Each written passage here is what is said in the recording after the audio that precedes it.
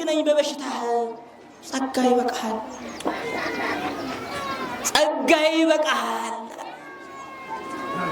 በቤት ውስጥ አሁን የተኙአሉ ሆስፒታል አሉ በጸበል አሉ እግዚአብሔርን ቢያመሰግኑበት በጤና እንደፈለግን ከምንዘላዘል ሰዎች በጸጋ ይበልጡናል።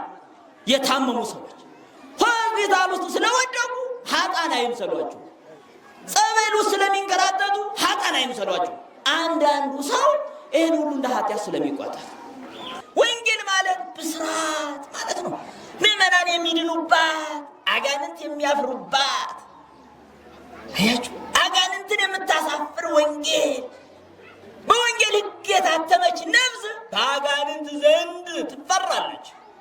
ወንጌል ያልበላች ያልጠጣች ነፍስ ጉልበት አይኖራትም። ለዚህ ነው ጭቅጭቁ የሚያሸንፈን፣ ለዚህ ነው መለያየቱ የሚያሸንፈን፣ ለዚህ ነው ዘረኝነቱ የሚያሸንፈን፣ ለዚህ ነው ነፍሳችን በተጨማለቀ ሕይወት እንድትኖር የሚያደርገን። ለምን? አጋንንት የሚያፍሩባትን ወንጌል ስላልበላን። ለማያምን ሰው ጭንቀት ቅርቡ ነው። ለማያምን ሰው ተስፋ መቁረጥ እደጁ ደርሷል። ለማያምን ሰው ራስን ማጥፋት ቀላል ይመስላል። ለማያምን ሰው ቢሞት የሚገላገል ይመስለዋል። ስጋና ከልብስ ማን ይከብዳል? ከነፍስና ከምግብ ማን ይከብዳል? ስጋ ከልብስ ይበልጣል አለ። ምን እንለብሳለን ብለን የምንጨነቅ ከሆነ ምን አለ? ስጋ ከልብስ ይበልጣል አለ። ምን እንበላለን ብለን የምንጨነቅ ከሆነ ከምግብ ወይም ከስጋ ደግሞ ማን ይበልጣል? ነፍስ ትበልጣለች ማለት ነው። ታዲያ ስጋን የሰጠኋችሁ እኔ የምትለብሱትን አሳጣለሁ ይላል። ነፍሳችሁን የፈጠርኩላችሁ እኔ ስለምትበሉት ታዲያ እኔ በምን ትጠራጠሩኛላችሁ ማለት ነው። አየው ለሚያምን በቂ ነው። አየው ስጋን የሰጠን እሱ ታዲያ ስለ ልብስ እንጨነቃለን? ነፍስን የሰጠን እሱ ታዲያ ስለምንበላው ስለምንጠጣው እንጨነቃለን? የሚበልጥ ማን ነው አለ። አያችሁ ልብስ የስጋ ጠባቂ ነው። ጫማ የእግር ጠባቂ ነው፣ ቤዛ ነው። አየው ስጋን የሚጠብቅ ልብስ ነው። ከምን? ከብርድ ይከላከላል፣ ከጋሬጣ ይጠብቃል። ጫማ ደግሞ ለእግር ቤዛው ጠባቂው ይሆናል። ምን ማለት ነው? እግር ይመታ የነበረውን መመታት ማን ይመታል? ጫማ ይመታል።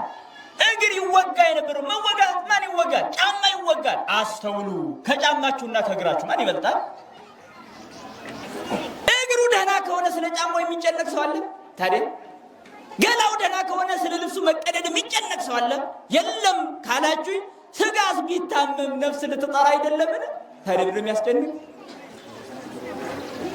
ስጋ ቢጾም ቢራብ ለነፍስ አይደለምን? ታዲያ ምንድን ነው? የስጋ መክሳት፣ የስጋ መጥቆር፣ የስጋ መታመም መድኃኒት የማይገኝላቸውን በሽታዎች ሳይቀር ሊያስተናግድ ይችላል ስጋ። ነገር ግን ነፍስ ትጠራ ዘንድ ነው። ድህነ እምኃጣውኢሁ።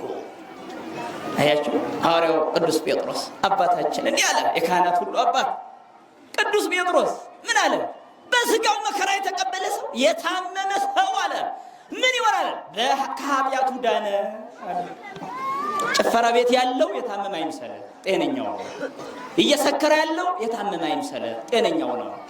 እየሰረቀ ያለው ነፍስ እየገደለ ያለው ጤነኛው ነው። ነፍስ እየተጎዳች ስጋ ግን ለፈለገ ይሁን ጣሪው ጋር ይሰራል። ጌታዬ ወይ እርዳኝ ይላል። ስራችንን የሚያከናውንልን ራሱ እግዚአብሔር ነው። ብቻውን ስራውን የሚያከናውን የሚመስለው ሰው አለ እዚህ መሃል። እኔ ራሴ ነኝ ብሎ በራሱ ትምክህት ለውጥ እንዳመጣ የሚታየው ሰው አለ። አይደለም አይደለም። እግዚአብሔር ከዮሴፍ ጋር ነበር፣ ስራውም ይከናወንለት ነበር ተብሎ ተጻፈ። እግዚአብሔርን እንጀራ አይደለም የምንለምነው፣ እግዚአብሔርን እድሜ አይደለም የምንለምነው። ታዲያ መልካም ስራ፣ ጥበብን፣ ማስተዋልን ሰሎሞን የጠየቀው ይሄንን ነው። ታዲያ እግዚአብሔር ምን አለው? አስደናቂ ጥያቄ ጠየቃል። አየሁ እድሜ አልጠየቅም፣ የመንግስቴ ዘመን ይርዘምም አላልክም፣ ምድራዊ ሀብትም አልጠየቅም። ጥበብና ማስተዋልን ህዝብን ታስተዳድር ዘንድ ጥበብና ማስተዋልን ስለጠየቀ ያለ እግዚአብሔር ምን አለው? ጥበብንም ሰጥቻለሁ፣ ሀብትንም ካንተ በፊት እንዳለ ያለ ሀብታም ካንተ በኋላም እንዳንተ ያለ ሀብታም እንዳይነሳ ሰጥቻለሁ። አየሁ መልካሙን ስጠይቅ ጨምሮ ይሰጣል። በስመ አብ ወወልድ ወመንፈስ ቅዱስ አሐዱ አምላክ ተባርኮ ለእግዚአብሔር በኩሉ ጊዜ ወዘልፈ ስብሐቲሁ ውስተ አፉየ በእግዚአብሔር ትከብር ነፍሴ ይስሙ የዋሃ ወይትፈስሑ። የተከበሩ አባታችን፣ የተከበራችሁ መምህራን፣ እንዲሁም በዚህ አጸደ ቤተ ክርስቲያን በቅዱሱ ደብር ተሰብስባችሁ ቃለ ወንጌሉን ለመስማት የተዘጋጃችሁ አባቶች፣ እናቶች፣ ወንድሞች፣ እህቶች፣ ሕፃናትም ጭምር በልዑል እግዚአብሔር ስም እንደምን አደራችሁ? እንኳን አደረሳችሁ። አሜን። በሀብት ስቦ በረድኤት አቅርቦ በቸርነት ሰብስቦ ያገናኘን የቸርነት ባለቤት አምላካችን እግዚአብሔር ክብር ምስጋና ይድረሰው። ይትለአል ዝክሩ በልብ መታሰቡ በቃል መነገሩ ከፍ ከፍ ይበል። ወአንትሙሰ ህሱ መቅደመ መንግስቶ ወጽድቆ። እናንተ ግን ሁላችሁም መንግስቱንና ጽድቁን ፈልጉ። እንደ እግዚአብሔር መልካም ፈቃድ የምንማማርበት የትምህርታችን መነሻ ኃይለ ቃል ይህ ነው። ቃሉ የሚገኘው በማቴዎስ ወንጌል ምዕራፍ 6 ቁጥር 33 ላይ ነው። እናንተ ግን በሉ እስኪ አስቀድማችሁ መንግስቱንና ጽድቁን ፈልጉ። እንግዲህ አምላካችን እግዚአብሔር በዚህ ቃል እንዲገስጸን ፈቃዱ ይሆነልን። ብዙ ሰዎች ሲወጡ አይቻለሁ። ወንጌል ሲሰበክ ወንጌል ሲነገር የቻለ ቀጥ ብሎ ቢሰማ፣ ያልቻለ ቁጭ ብሎ ቢሰማ፣ ትቶ የሚወጣ ግን የሰማያዊ ንጉሥ የክርስቶስን መልእክት እንዳቃለለ ይቆጠራል። የቅዳሴው የወንጌሉ በጥቅሉ የማህሌቱ የአገልግሎታችን ሁሉ ማዕከል ወንጌል ነው።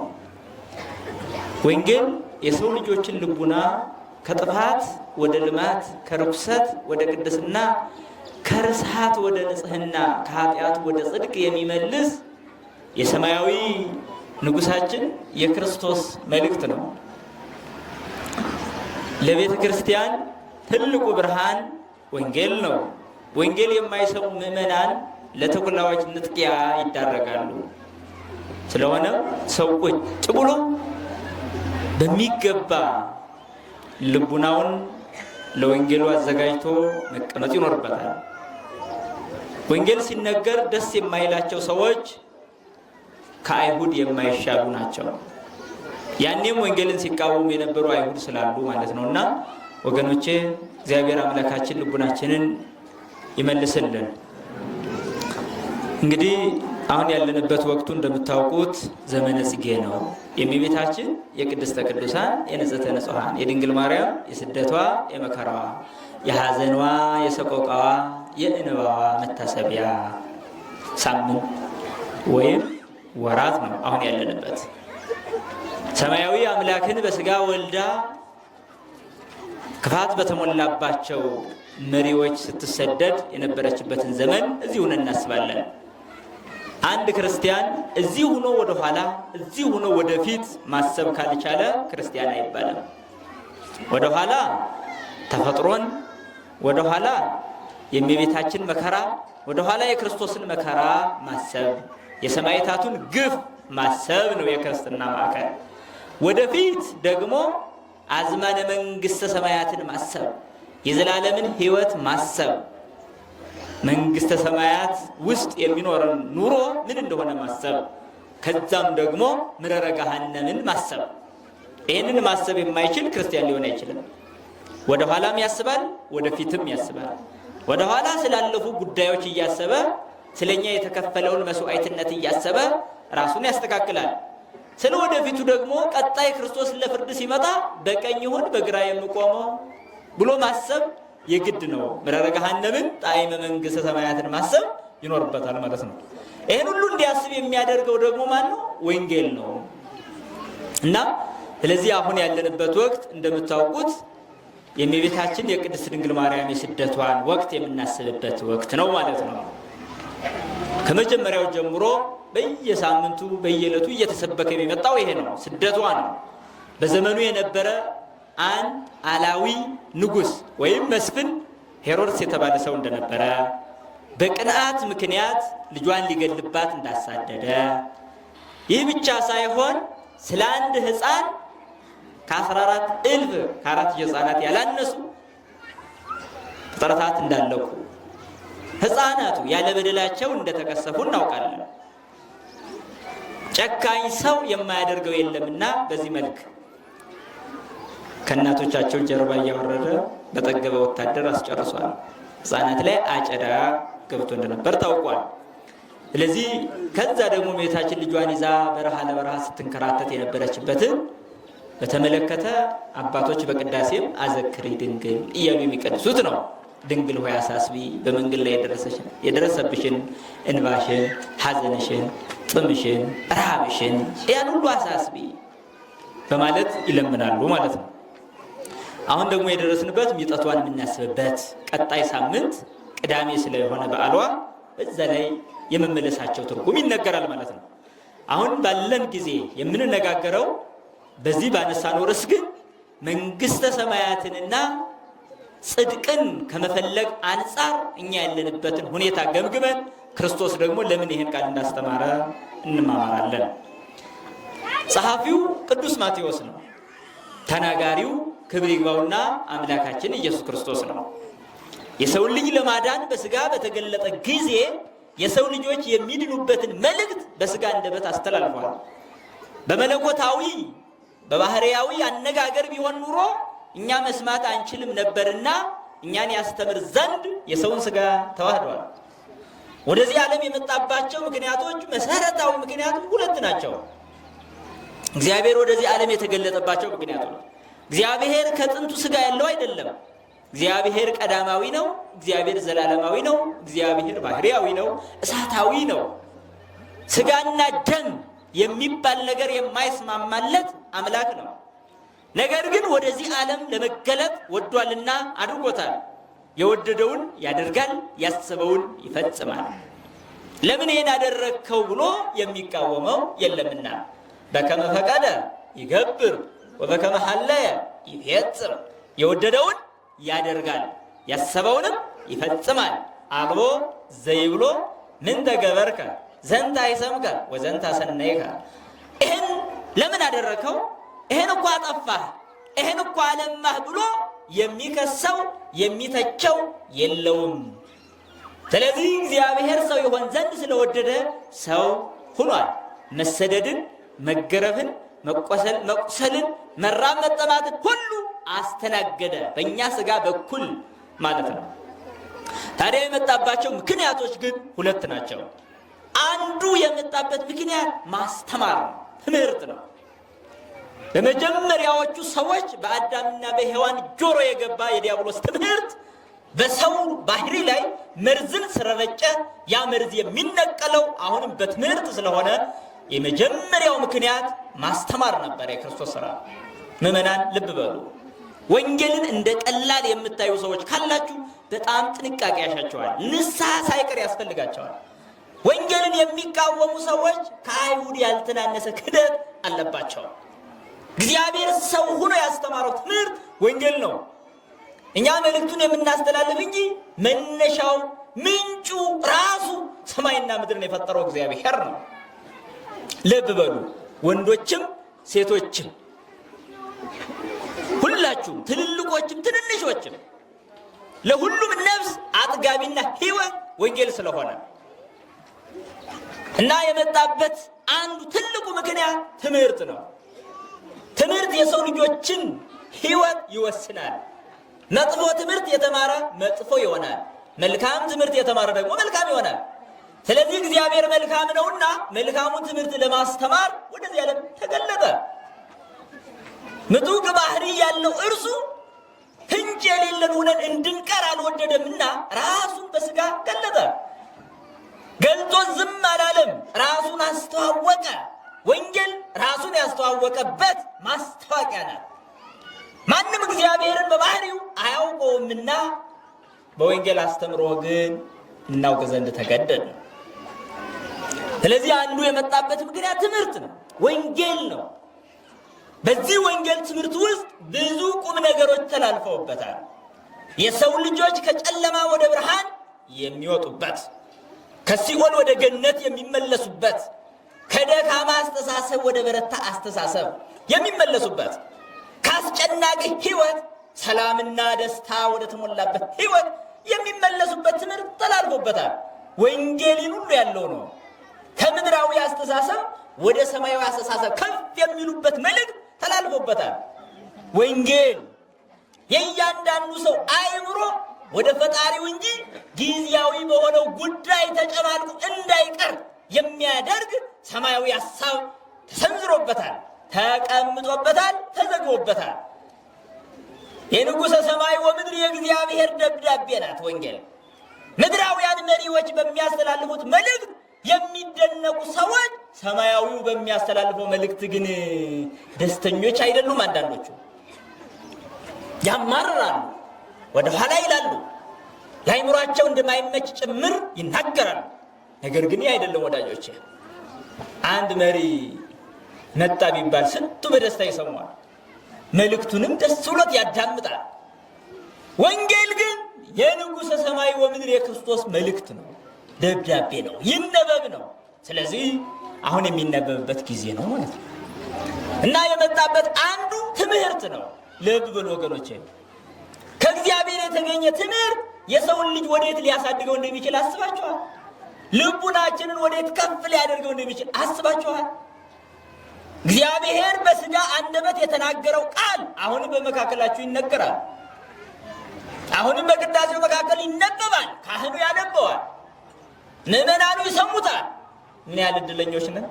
ወንጌልን ሊሰሙ የተመኙ ነቢያት ነበሩ፣ ጻድቃንም ነበሩ። ነገር ግን ጊዜ አልፈቀደላቸውም እና ሳይሰሙ ያለፉ በርካታ ናቸው። ወንጌል የሚነገርበትን ጊዜ ናፍቀው ሳይደርሱ የቀሩ ነቢያት። ለዚህ ነው ክርስቶስ አምላካችን ሲያስተምር በወንጌል እናንተ የምትሰሙትን ሊሰሙ የወደዱ ብዙ ነቢያት ነበሩ፣ ብዙ ጻድቃን ነበሩ፣ ነገር ግን አልሰሙም። እናንተ ይህንን የምትሰሙ ግን ጆሮቻችሁ ብፁዓን ናቸው አለ። እናንተ የምታዩትን ሊያዩ ወደው ነበረ፣ ነገር ግን አላዩም። ይህንን የምታዩ እናንተ ግን ዓይኖቻችሁ ብፁዓን ናቸው አለ። ወንጌልን የሚሰማ ጆሮ ምንኛ ብፁዕ ነው! የወንጌል ቃል የሚነገርበትን ጊዜ ለይቶ ራሱን ሰጥቶ የሚያዳምጥ ሰው ምንኛ ቅዱስ ነው! ምንኛ ንጹሕ ነው! ምንኛ ከእግዚአብሔር ጋር ተቃርቧል! አቤት! በወንጌል ቃል የሚመሰጥ ልብ ከእግዚአብሔር ጋር ተዋህዷል። በቃሉ የሚያማርር ግን እሱ ገና ከዲያብሎስ እስራት አልወጣም እና ነቢያት በሙሉ ስለ ክርስቶስ መምጣት ተናግረው ነበር። ያ ነቢያት ይጠብቁት የነበረው እኒህ እያሉ ሲያውጁት የነበረው ዘይመጽእኒ ለይምጻ ወይጎንዲ፣ ይመጣ ያለው ዘንድ ፈጥኖ ይምጣ፣ አይወላ ይደር አይዘግይ ብለው ነበር ነቢያት። አንሳ ኃይለከ ወነአድኅነነ፣ ኃይልን አንሳ ናናድነን ብለው ነበረ። የሚመጣው መልአክ አይደለም፣ የሚመጣው አመላጅ አይደለም፣ ራሱ አምላክ ይመጣል ያድነናል ብለው ነበረ። ስለዚህ ራሱ አምላክ በዚች ምድር ላይ ተመላለሰ፣ እንደኛ ሰው ሆነ። ታዲያ ሰው ሆኖ ያስተላለፈው መልእክትና ትምህርት ግን ወንጌል ነው። ልብ በሉ አስተውሉ ወገኖቼ። ወንጌል በሰዎች ጆሮ ተቆረቆረች። ታዲያ በጊዜው ወንጌልን በአግባቡ ተቀብለው ለመዳን የበቁ አሉ። ነገር ግን ወንጌልን በመንቀፍና ባለመቀበል ትምህርት ሲሰጥ ተነስቶ በመሄድና ከፖለቲካ ጋር እያያያዙ ከቄሳሮች ጋር ክርስቶስን ለማጣላት የሚሞክሩ ጸረ ወንጌሎችም አልጠፉም። በዚህ መልክ ራሳቸውን ጎድተዋል። ወገኖቼ ለመዳን ብንፈልግ የምንድንበት ዘመን አሁን ነው። ፀሐይ ዕድሜያችን ሳይጠልቅ ለመዳን መዘጋጀት ግድ ይለናል። ወንጌል የመዳን ትምህርት ነው። የሰው ልጆች ነፍስ የሚቀደስበት፣ መንፈሳቸው ወደ ሰማይ የሚነጠቅበት ትምህርት ነው። ጊዜያዊ የሚለወጥ የፈላስፎችና የምድራውያን ጠበብት ንግግር አይደለም።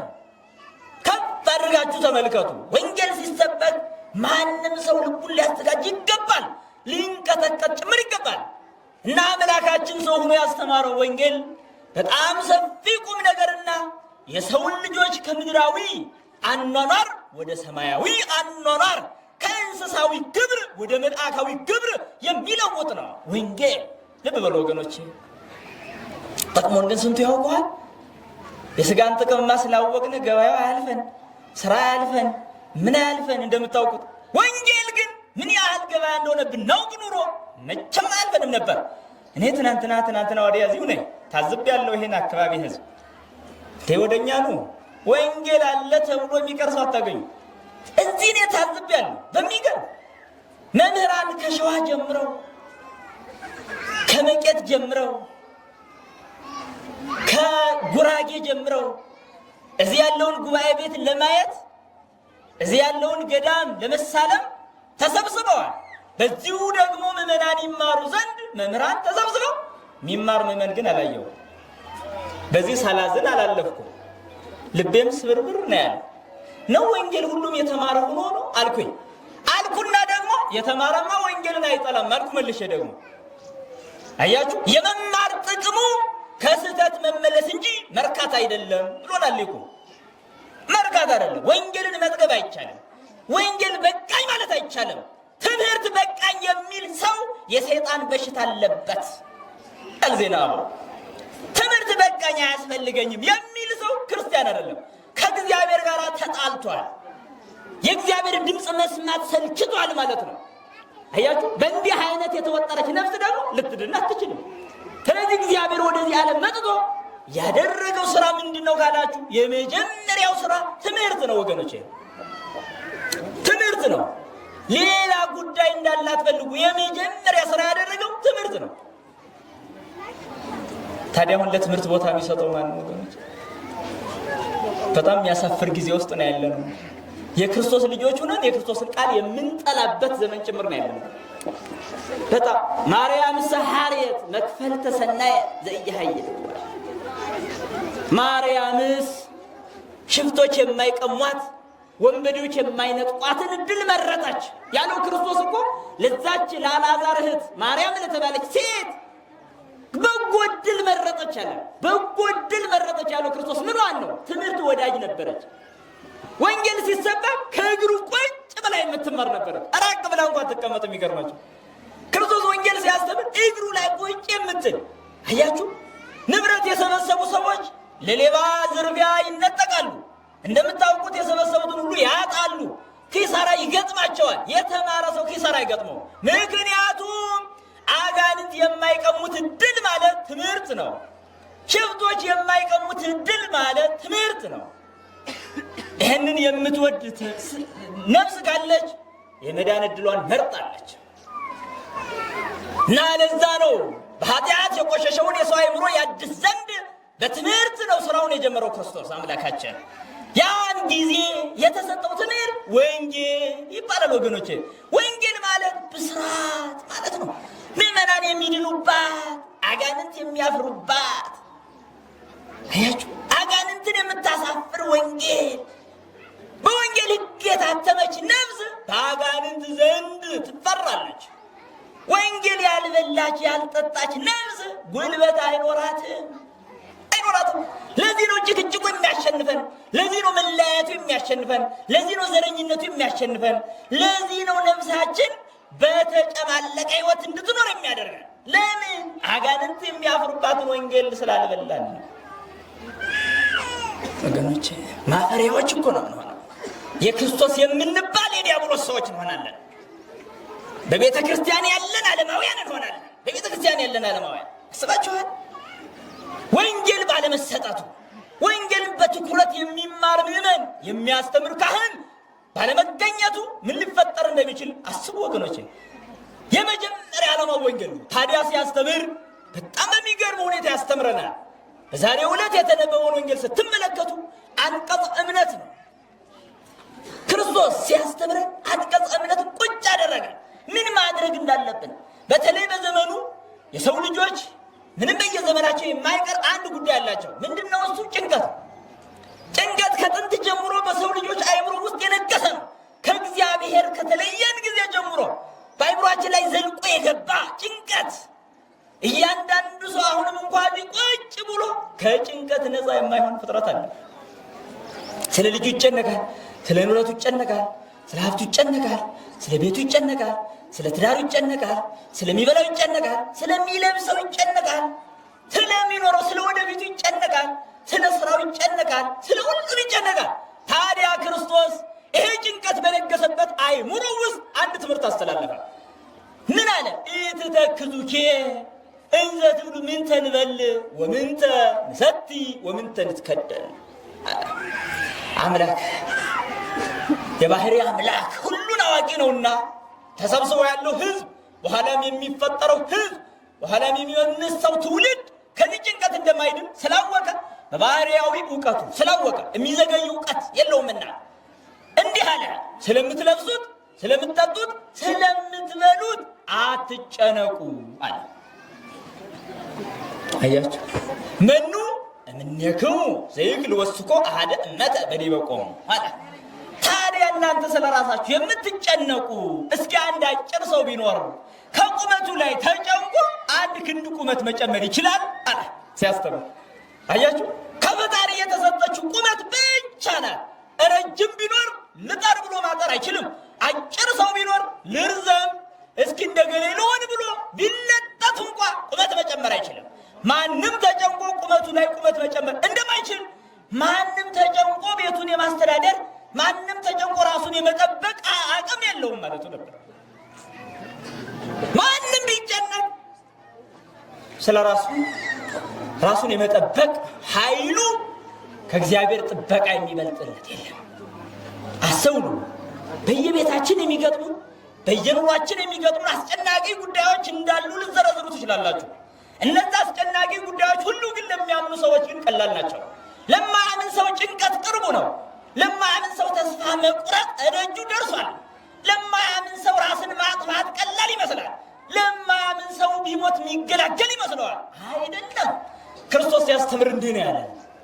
አስተውሉ። ይህን ካለ በኋላ ስጋ ሰጥቻችሁ ነፍስን ሰጥቻችሁ የለም? አዎ። ስለዚህ እንዲህ ይለናል፣ ከስጋና ከልብስ ማን ይከብዳል? ከነፍስና ከምግብ ማን ይከብዳል? ይሄን እንድናነጻጽር አስቀመጠ። እስመ ስጋ የአጽም እምአራ፣ ስጋ ከልብስ ይበልጣል አለ። ምን እንለብሳለን ብለን የምንጨነቅ ከሆነ ምን አለ? ስጋ ከልብስ ይበልጣል አለ። ምን እንበላለን ብለን የምንጨነቅ ከሆነ ከምግብ ወይም ከስጋ ደግሞ ማን ይበልጣል? ነፍስ ትበልጣለች ማለት ነው። ታዲያ ስጋን የሰጠኋችሁ እኔ የምትለብሱትን አሳጣለሁ ይላል። ነፍሳችሁን የፈጠርኩላችሁ እኔ ስለምትበሉት ታዲያ እኔ በምን ትጠራጠሩኛላችሁ ማለት ነው። አየው፣ ለሚያምን በቂ ነው። አየው፣ ስጋን የሰጠን እሱ፣ ታዲያ ስለ ልብስ እንጨነቃለንን? ነፍስን የሰጠን እሱ፣ ታዲያ ስለምንበላው ስለምንጠጣው እንጨነቃለንን? የሚበልጥ ማን ነው አለ። አያችሁ፣ ልብስ የስጋ ጠባቂ ነው። ጫማ የእግር ጠባቂ ነው፣ ቤዛ ነው።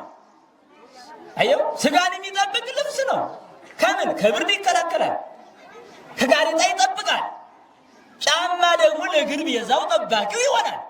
ምን ማለት ነው? እግር ይመታ የነበረውን መመታት ማን ይመታል? ጫማ ይመታል። እግር ይወጋ የነበረውን መወጋት ማን ይወጋል? ጫማ ይወጋል። አስተውሉ።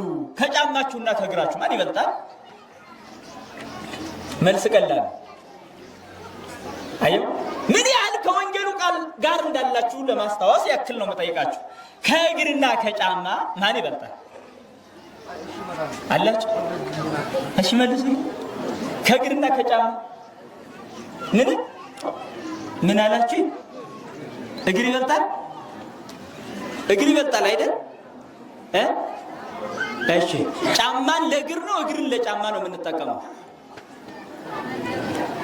ምን አላችሁ? በጣም ጥሩ። እንግዲህ ስጋም ለነፍስ ነው። አያችሁ፣ ልብስ ለገላ ነው፣ ስጋም ለነፍስ ነው። ጫማ ቢወጋም እግር እስካልተወጋ ድረስ ተናነ። ስጋ በሽታ ቢኖርበት፣ ስጋ መከራ ቢቀበል፣ ስጋ ቢታረድም እንኳ ለነፍስ ድህነት ስለሆነ አንጎዳም። አየው፣ እግሩ ደህና ከሆነ ስለ ጫማው የሚጨነቅ ሰው አለ? ታዲያ ገላው ደህና ከሆነ ስለ ልብሱ መቀደድ የሚጨነቅ ሰው አለ? የለም ካላችሁ፣ ስጋስ ቢታመም ነፍስ ልትጠራ አይደለምን? ታዲያ ምንም የሚያስጨንቅ? ስጋ ቢጾም ቢራብ ለነፍስ አይደለምን? ታዲያ ምንድን ነው? የስጋ መክሳት፣ የስጋ መጥቆር፣ የስጋ መታመም መድኃኒት የማይገኝላቸውን በሽታዎች ሳይቀር ሊያስተናግድ ይችላል ስጋ። ነገር ግን ነፍስ ትጠራ ዘንድ ነው። ጫማ ለእግር እንደሆነ ሁሉ ስጋም ለነፍስ ነው። ነፍስን ይጠብቃታል። ማን? ስጋ። ሲደላው ሲመቸው አይደለም። ታዲያ ሲጎሳቆል፣ ታዲያ ሲታመም አያችሁ። ሐዋርያው ቅዱስ ጳውሎስ ታማሚ ነበር፣ በልብስ ጫፍ ግን ድውይ ይፈውስ ነበር። ታዲያ በሽታው ይርቅለት ዘንድ ወደ ፈጣሪው ለመነ። አድነኝ፣ ፈውሰኝ አለ። እግዚአብሔር ጳውሎስን አልፈወሰው። ጸሎቱ ተሰሚነት አላገኘም። ለምን ተሰሚነት ያላገኘው? ጳውሎስን ያለ ሐዋርያ አድነኝ ፈውሰኝ ብሎ ለምን አልተፈወሰም? አንዳንድ ጊዜ ብዙዎቻችን የምንጨነቀው በልጆቻችን መታመም፣ በራሳችን መታመም፣ በባል መታመም፣ በሚስት መታመም አይምሯችን ሁሉ ይናወጣል። እርግጠኛ ሁኝ መድኃኒት አላገኘሁም ብለን እግዚአብሔርን እስከ መርሳት እስከ ማማረን ድረስ እንደርሳለን። አይሰማኝም እንዴ እንላለን። ሐዋርያው ቅዱስ ጳውሎስን አልሰማውም። ለምን እንዳልሰማው ደግሞ ነገረው። ምን አለ መሰላችሁ? ለምን ደግሞ አትፈውሰኝ? ጸጋዬ ይበቃሃል፣ ኃይሌ በድካም ይፈጸማል አለ።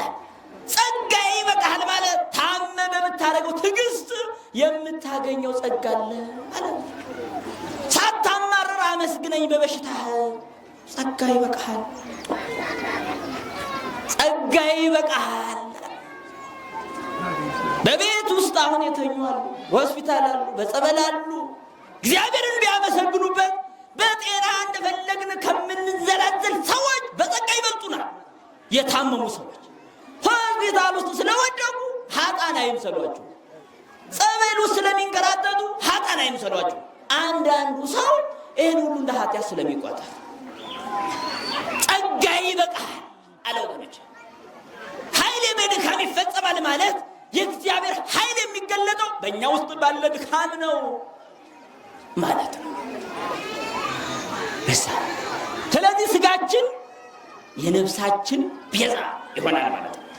ለዛ ነው ታዲያ ከልብስ ስጋ አይበልጥም ወይ አለ። ታዲያ ከምግብ ደግሞ ነፍስ ትበልጣለች አለ። አነጻጽራችሁ ተመልከቱ። ለዚህ ነው ሰማዕታት ስጋቸውን ለመከራ አሳልፈው የሰጡት ነፍሳቸው ትድን ዘንድ። ነፍሳቸው ትድን ዘንድ ስጋቸው ለመከራ ሃይማኖታችሁን ካዱ፣ ለጣዖት ስገዱ ሲሏቸው እንዴ ለጣዖት ሰግደን የስጋ ህይወት አጥርፈን ነፍስን ከምንጎዳ ስጋችን ይታረድ፣ ወደ እሳትም ይጣል፣ ገደልም ይወረወር፣ ባህር ጥልቁ ውስጥ ይስጠም የኛ ስጋ። ነፍስ አትሰጥምም በባህር ውስጥ። ነፍስ በገደል አትወረወርም። ነፍስ በእሳት አትቃጠልም። ነፍስ በሰይፍ አትታረድም። ስለዚህ በስጋቸው በኩል በተቀበሉት መከራ ነፍሳቸውን ያድናሉ። ነፍሳቸውን ያድናሉ። እስመ ዘሐመ በስጋሁ ድህነ እምኃጣውኢሁ። አያችሁ ሐዋርያው ቅዱስ ጴጥሮስ አባታችን እንዲህ አለ። የካህናት ሁሉ አባት ቅዱስ ጴጥሮስ ምን አለ? በስጋው መከራ የተቀበለ ሰው የታመመ ሰው አለ ምን ይሆናል? ከኃጢአቱ ዳነ። ጭፈራ ቤት ያለው የታመመ አይምሰለ፣ ጤነኛው ነው። እየሰከረ ያለው የታመመ አይምሰለ፣ ጤነኛው ነው። እየሰረቀ ያለው ነፍስ እየገደለ ያለው ጤነኛው ነው። ነፍስ እየተጎዳች ስጋ ግን ለፈለገ ወገኖቼ እና በእንዲህ አይነት ጭንቀት ውስጥ ለሚኖረው ማህበረሰብ አምላካችን እንዲህ አለ።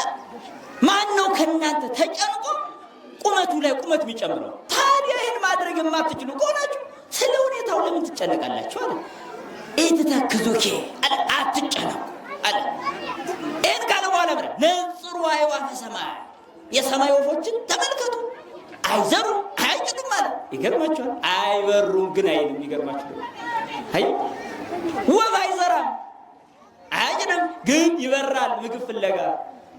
ክርስቲያንም አይጨነቅም ግን ይሰራል፣ ይነግዳል፣ ያርሳል፣ ይቆፍራል፣ ይሰራል፣ ከፈጣሪው ጋር ይሰራል። ጌታዬ ወይ እርዳኝ ይላል። ስራችንን የሚያከናውንልን ራሱ እግዚአብሔር ነው። ብቻውን ስራውን የሚያከናውን የሚመስለው ሰው አለ እዚህ መሃል። እኔ ራሴ ነኝ ብሎ በራሱ ትምክህት ለውጥ እንዳመጣ የሚታየው ሰው አለ። አይደለም አይደለም። እግዚአብሔር ከዮሴፍ ጋር ነበር፣ ስራውም ይከናወንለት ነበር ተብሎ ተጻፈ። ስራችን የተከናወነ ሲሆን እግዚአብሔር ከኛ ጋር እንደሆነ ማስተዋል ይኖርብናል ወገኖቼ። ለዛ ወፎችን ተመልከቱ አለ። አይሰሩም አያጭዱም አለ። እነሱ የኔ ፍጥረት ናቸው ነው። ታዲያ እነዚህን የሚቀልባችሁ ሰማያዊ አባት ታዲያ እነዚህን ከቀለባቸው እናንተማ ልጆቹ አይደላችሁም ማለት ነው።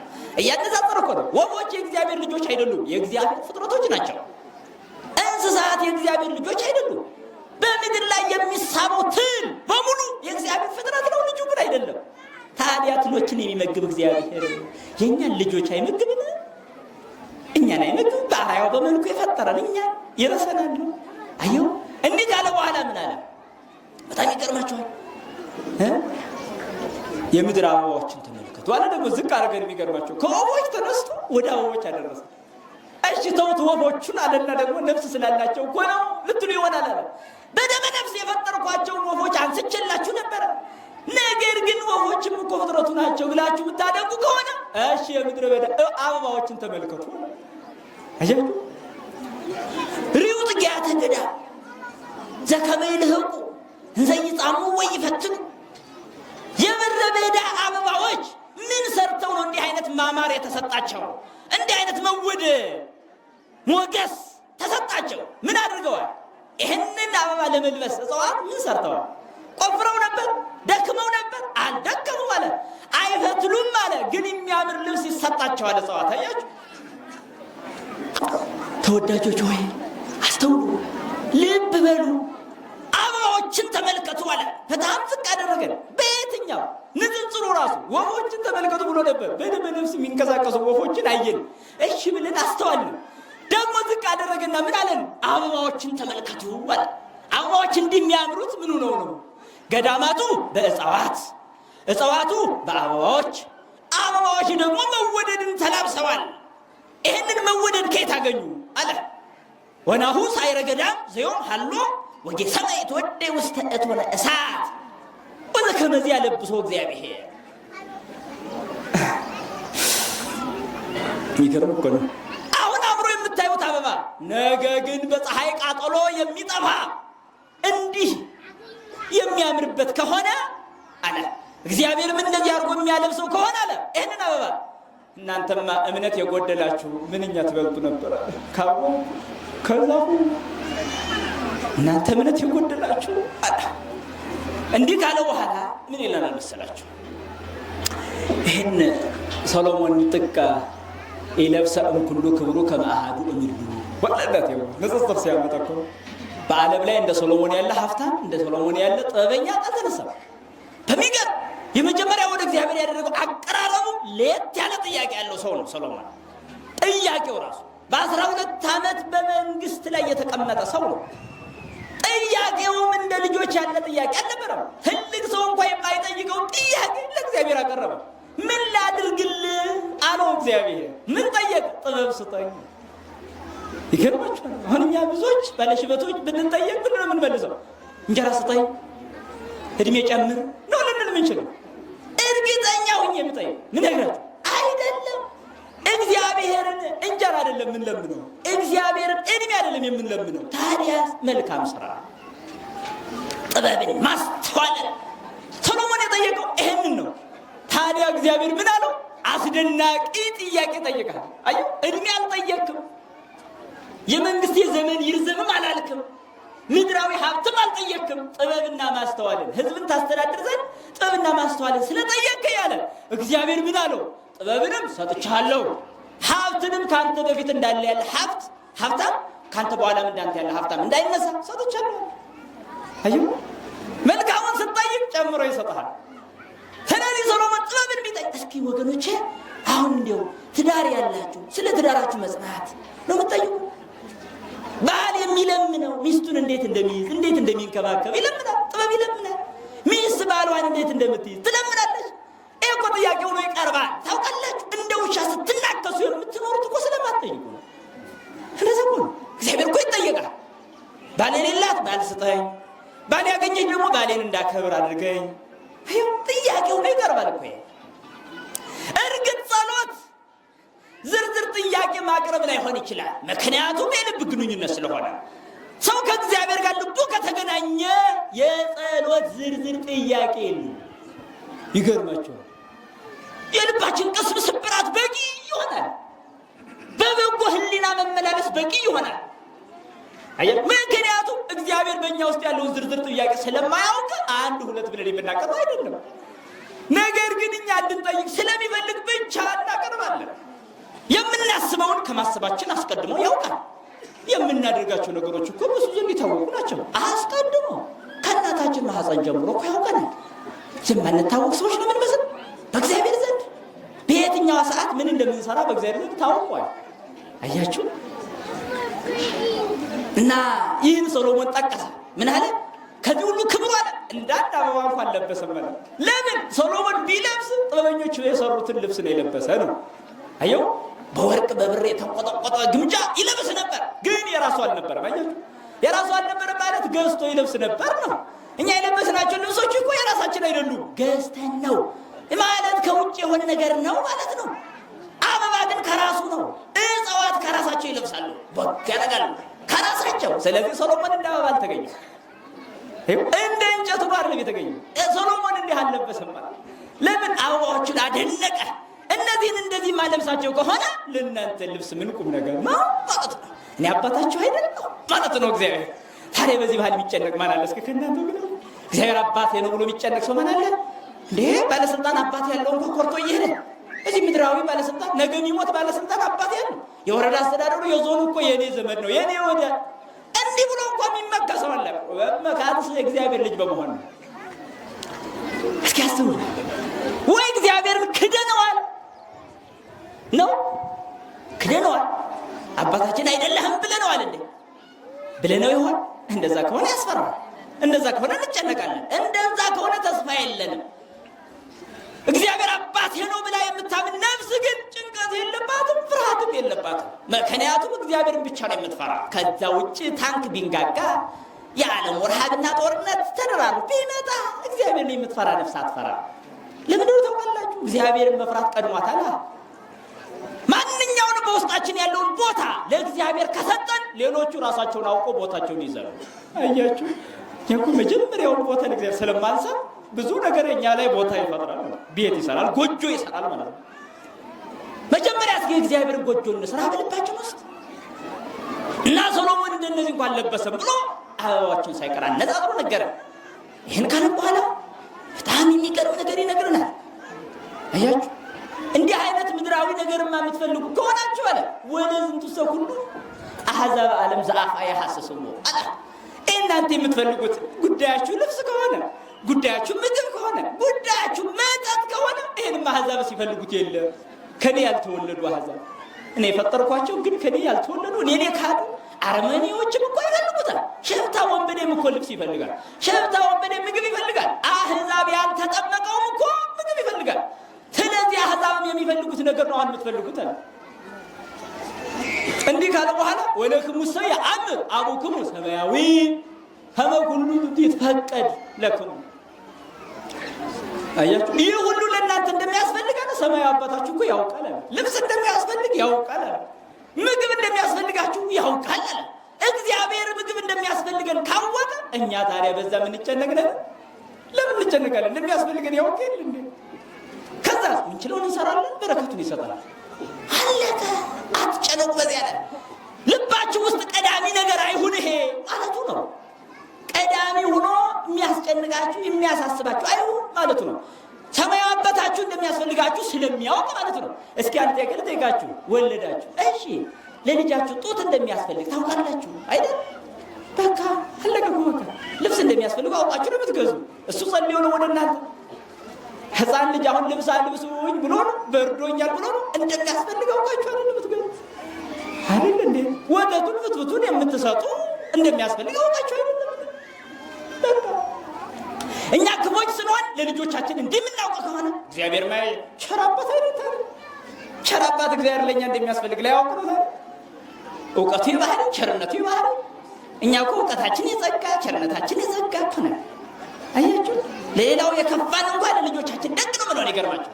ሌላውን የሚጎዳው እኮ ለልጁ ሲል ነው። ብዙ ሰው አይደለም ሰው ክፉ ሆኖ እንኳን ለልጁ እንደሚራራ ከሆነ ለልጁ እንደሚያስብ ከሆነ እግዚአብሔር ማለኛ ምን ያህል ያስብ ይሆን? ታዲያ እንዲህ ካለ በኋላ ምን አለን መሰላችሁ? ወአንትሙ ህሱ መቅድመ መንግስቱ ወጽድቆ ወዝንቱ ሁሉ ይተሰከከሙ። አቤት አምላካችን ያስተምሮት ጥበብ፣ አምላካዊ ጥበብ የተሞላበትን ትምህርት አድምጡት እስኪ። ምን አለ? ሰማያዊ አባታችሁ ይሄን እንደሚያስፈልጋችሁ ስለሚያውቅ አለ እናንተ አስቀድማችሁ መንግሥተ ሰማያትን ልትወርሱ ብቻ ፈልጉ። መንግሥተ ሰማያትን ፈልጉ፣ ጽድቅን ፈልጉ። ይሄንን ካደረጋችሁ አለ ወዝንቱሰ ኩሉ ይትወሰካክሙ፣ ሌላው ይጨመርላችኋል አለ። ሌላው ማለት አያችሁ፣ እራት ለሚበላ ልጅ አስቀድሞ ጉርሻ እንደሚሰጡት ማለት ነው። ልጄና ጉረስ ኋላ እራት እስከምትበላ እንዴ ይባል። አሁን ግን እንዲህ አይነት ልጅ አይኖርም መቼም ከአባቱ በፊት የሚበላ ነው። እና አባት ለልጁ እንዲያጎርስ የዚህ ዓለም ሀብት ንብረት አለ ጉርሻ ነው አለ። አዩ ግን አንተ አስቀድመህ ምንን ፈልግ? መንግስቱን ፈልግ፣ ሰማያዊ መንግስተ ሰማያትን ፈልግ፣ ጽድቅን ፈልግ፣ መልካምነትን ፈልግ፣ በጎነትን ፈልግ፣ የኔ ልጅ መሆንን ፈልግ። ይሄ ቀላሉን ሰጣችኋል። ለአሕዛብ እየሰጠሁ አይደለ? ነግዶ ማያተርፍ አሕዛብ አለ። ያተርፋል እኮ ከነገደ። ካረሰ ያበቅልለታል፣ ፀሐዩን ያወጣለታል፣ ዝናቡን ያጠርቅለታል። አየሩን በሙሉ የማያምነው ሳይቀር ይጠቀመዋል። ዓለም በሙሉ የሚጠቀምበት ነው። ይሄ መቀለል አሁን አየር እኛ የምናገኘው ለምንን ነው እንዴ? ተጨንቀን ነው እንዴ? ነው እንዴ? አየር ምን ስበው ተጨንቀን ተጠቀን ነው እንዴ? አይደለም። ፀሐይ የምትወጣው እኛ ተጨንቀን ነው። ዝናብ የመጣልን እኛ ተጨንቀን ተጠቀን ነው አይደለም። ይሄን ነው ዝም ብዬ እየሰጠሁ አይደል? ታዲያ ምግብም እኮ ከፀሐይ ያልተናነሰ በዛው ልክ ስጋዊ ምግብና ከስጋዊ ምግብና ወጣ ብላችሁ አለ መንግስቱን ፈልጉ አለ። ሰማያዊ ርስታችሁን ፈልጉ። ያንን ከፈለጋችሁ ይሄ እሰጣችኋለሁ አለ። አያችሁ፣ አሁን እንግዲህ ትምህርቱ ፈልጉ ነው። በዚህ ዓለም ላይ ብዙ ያፋልጉኝ ማስታወቂያዎች ይለጠፋሉ። ታውቃላችሁ፣ ዘመድ የጠፋበት ዘመድ ፍለጋ፣ እንስሳ የጠፋበት እንስሳ ፍለጋ ይሮጣል። ፍለጋ ብዙ አይነት ነው። ስራ ያጣው ስራ ፍለጋ ይወጣል። አይደለምን? ታዲያ መንግስተ ሰማያትን ፍለጋ የወጣው ማን ነው? ጽድቅን ፍለጋ የወጣው ማን ነው? ንጽህናን ፍለጋ የወጣው ማን ነው? እግዚአብሔር በልቤ ውስጥ እንዲያድር እፈልጋለሁ ያለ ማን ነው? አስቀድማችሁ ነው። አስቀድማችሁ ማለት በልባችሁ ውስጥ ባለ ጥብጣቢ ስሜት በዛች ቀድማ በምትታየው ስሜታችሁ ጽድቁን ፈልጉ ማለት ነው። ታዲያ ጽድቅን መፈለግ በየት በኩል ነው? እንዴት ነው ወገኖቼ ከተባለ የመጀመሪያው ስራ የክርስቶስ የትምህርት ስራው ይሄ እንደሆነ ሁሉ በትምህርት ነው የምንፈልገው። ሌላ በትምህርት ነው። ታዲያ ስንማር ክርስቶስ የመጣበትን ሁለተኛውን ዓላማ እናገኛለን ማለት ነው።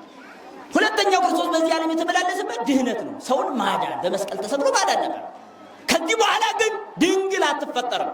ከዚህ በኋላ በረት ላይ የሚወለድ ሕፃን የለም። ከዚህ በኋላ ሰብአ ሰገል የሚሰግዱለት ሄሮድስ የሚያሳድደው ሕፃን የለም። ከዚህ በኋላ ወደ ግብፅ መንከራተት የለም። ከዚህ በኋላ በዮርዳኖስ መጠመቅ የለም። ከዚህ በኋላ ወንጌል ለማስተማር የሚንከራተት አካላት ታገኙ። አካላዊ ቃል ስጋ ለብሶ እንደገና ወንጌል ያስተምረን አትበሉ። ከዚህ በኋላ መስቀል ተሸክሞ የሚንገላታ አታገኙ። ከዚህ በኋላ አፊቱ በጥፊ የሚመታ ምራቅ የሚተፋበት አካል አትፈልጉ። ከዚህ በኋላ ስለኛ የሚሰደብ የሚነቀፍ አካላዊ ቃል የለ። ከዚህ በኋላ መስቀል ተሸክሞ እየወደቀ እየተነሳ የሚሄድ አካል አትፈልጉ። ከዚህ በኋላ እግሮቹ የሚቸነከር ደሙ በግብ የሚፈስ አትፈልጉ። ደሙ ዓለምን ያነጻ። ለዚህ አንዴ በመስቀል ምን አድርጎታል? ጠላታችንን አስወግዶታል። ከዚህ በኋላ ወደ ጠላት የምንሄድ ከሆነ ጥፋቱ የኛ የእሱ አይደለም። በሰሃን የሞላ ምግብ ብትሰጡት ልጃችሁ ቢደፋ ጥፋቱ የራሱ። እናት ግን ሰጥታለች። እግዚአብሔርም የምህረት እናት የቸርነት እናት ስለሆነ የመዳን ምግብ አዘጋጅቶልናል። ስጋዬን ብሉ ደሜን ጠጡ ብሎ ነግሮናል። ስለዚህ መንግስቱን የሚፈልጉ ሰዎች የመጀመሪያ ስራቸው ክርስቶስ እንዳስተማረ ትምህርቱን መቀበል ነው። በትምህርት ነው ፍለጋ ማለት። በትምህርት እንፈልጋለን ማለት እንማራለን ማለት እየፈለግን ነው ማለት ነው። ልባችን የሚታነጽበትን እየፈለግን ነው ማለት ነው። በዚህ ነው መንግስት ማየትን የምንፈልገው። ከትምህርት ቀጥሎ ደግሞ በምግባር እንፈልጋለን። ምግባር ማለት በምንኖርበት ኑሮ፣ በማህበራዊ ኑሮ ሁሉ በጎ ሰውና ቅን ሰው ለመሆን ነው። ራስን ማንጻት፣ ራስን ማትጋት ያስፈልጋል። አያችሁ፣ ቤተክርስቲያናችን የምትፈተነው በዚህ ዘመን ከውጭ ጠላቶች በላይ በውስጥ ባለን በራሳችን እንደሆነ አስበን ለውጥ ማምጣት ይኖርብናል። አንድ ግለሰብ በማይፈቀደው ጎዳና ሲሄድ የቤተክርስቲያን ፈተና ነው ራሱ። አንድ ካህን በቤተ ክርስቲያን በኩል ባለ ሕግ ሳይሆን ወጥቶ ሲሄድ አንድ የቤተ ክርስቲያን ፈተና ይባላል። ስለዚህ ወገኖቼ ከመተማማት፣ ከመፈራረጅ፣ ከመተታቸት፣ ከመወቃቀስ ነፃ በሆነ መልኩ ራስን ለክርስቶስ ማቅረብ ይሄ ነው ምግባር ማለት። ታዲያ አንዳንዶች ካህናትን ምክንያት በማድረግ ከቤተ ክርስቲያን የሚርቁ ሰዎች ይገኛሉ። ግን ቤተ ክርስቲያን የምንመጣው እኮ ካህን ለማምለክ አይደለም፣ ክርስቶስን ለማምለክ። ይህም ሳይቀር ትዝ የማይላቸው ምዕመናን ይፈጠራሉ። በዚህ ምክንያት ደግሞ ነፍሳቸውን ያጠፋሉ። ወገኖች ከካህናትም ክፍተት አለ፣ ከምዕመናንም ክፍተት አለ። ይህንን ክፍተት የምንሞላው ግን ወንጌል በመማርና በማስተማር ነው። ይሄ ነው። ስለዚህ ጽድቁንና መንግስቱን መፈለግ የሁላችንም ድርሻ ይሆናል ማለት ነው ወገኖች፣ የሁላችንም። ካህንም ካህን ነኝ ብሎ የሚገባበት ሌላ መንግስት ማለት የለውም። በጽድቅና በትህትና በፍቅር ካልሄደ በስተቀር በዚህ ዓለም ካህን ተብሎ ስለኖረ ብቻ የሚጸድቅ አይደለም። ምዕመንም ምዕመን ስለሆነ ይታዘንልኛል አይምሰለው፣ አይምሰለው። ምዕመን ነኝ ስላለ አላውቅም እኮ ስላለ የሚታዘንለት አይምሰለው። እርሱ እንደወደደ በእግዚአብሔር ፈቃድ መሄድ ካልቻለ፣ መንግስቱና ጽድቁን መፈለግ ካልቻለ፣ በምግባር ያጌጠ ልቡና ከሌለው ከእግዚአብሔር ጋር መቅረብ እንደማይችል ማወቅ ይኖርበታል። ወገኖችን አይኑን ጨፍኖ የፀሐይ ብርሃን ማየት የሚችል ማን ነው ከእናንተ? ምክንያቱም የአይን ብርሃናችን እስከተዘጋ ድረስ ፀሐይን ማየት እንደማይችል፣ የልቡናችንም አይን እስከተዘጋ ድረስ ፀሐይ ነፍስ የሆነውን ክርስቶስን ማየት አይቻልም። ከሱ ጋር መዋሃድ አይቻልም። ለዚያ ነው ጤና ሲኖረን ከምግቡ ጋር እንስማማል፣ ምግቡ ይስማማናል። ልክ መልካም ስነ ልቡና፣ መልካም ስነ ምግባር ሲኖረን ከክርስቶስ ጋር እንስማማለን። ስምምነቱ የሚመጣው በዚህ መልክ ነው ወገኖቼ። ፀሐይ ደብዝዛለች፣ ጨረቃም ጨልማለች፣ ከዋክብትንም ጨለማ ውጧቸዋል።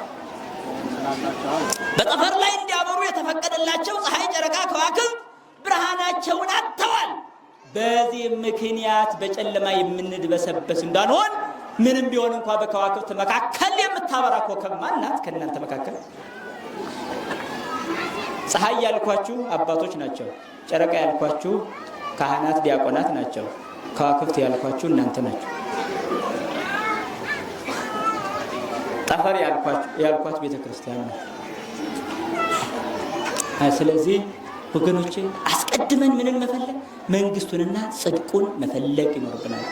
እየፈለግኩ ነው ይስ አይደለም ማለት ያስፈልጋል። ነቢዩ ኢሳይያስ እግዚአብሔርን በሚገኝበት ጊዜ ፈልጉት፣ ቀርቦም ሳለ ጥሩት ይላል።